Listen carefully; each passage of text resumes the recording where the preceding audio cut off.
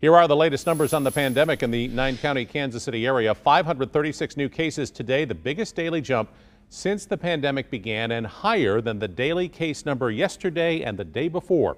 All 9 counties saw more cases, with Johnson and Wyandotte counties in Kansas having the most, followed by Kansas City, Missouri, and eastern Jackson County.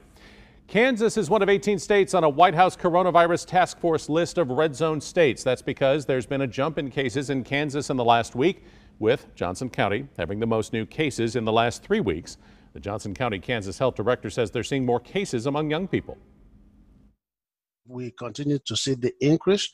In the next couple of weeks, it's time to start thinking about, do we need to restrict openings of where people gather closely, bars, limit the size of restaurants, and other more stringent measures. I haven't made that recommendation, but the numbers will speak to that.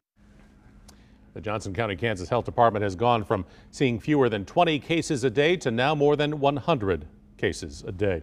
A pregnant mother is needing help facing eviction while testing positive for COVID-19. Brianna Dixon just tested positive. She lost her job and now faces eviction from her apartment at the Ruskin Place apartment complex. A lawyer says she shouldn't be evicted since she moved in when notorious Kansas City landlord TEH Realty owned the property. Residents had complained about broken HVAC systems and other dangerous conditions for months. Ever since I moved in, I've been calling them, telling them to come fix things around my house. Current management didn't want to go on camera, but still wants payment. They're working with a lawyer to investigate Ms. Dixon's claims. We will continue to follow this story. It'll be Monday before the Kansas City, Missouri School Board is out with its plan for back to school. The board met Wednesday to go over options. Superintendent Dr. Mark Bedell says a virtual option will be available for families who prefer to keep their kids home. He says he wants students in the classroom, but because buildings are small, they may have to limit capacity to 50% to maintain social distancing. The Blue Springs School District is extending its deadline for parents to decide how their children will attend class starting next month.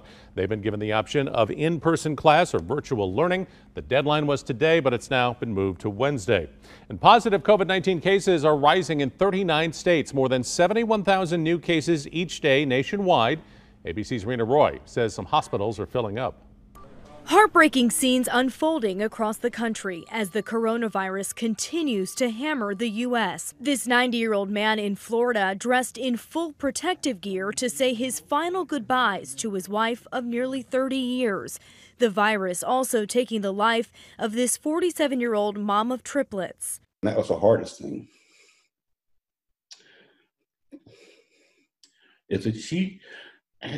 She gave it her all. July is only half over, but it's already the worst month for coronavirus cases in the U.S., with more than 900,000 confirmed cases so far.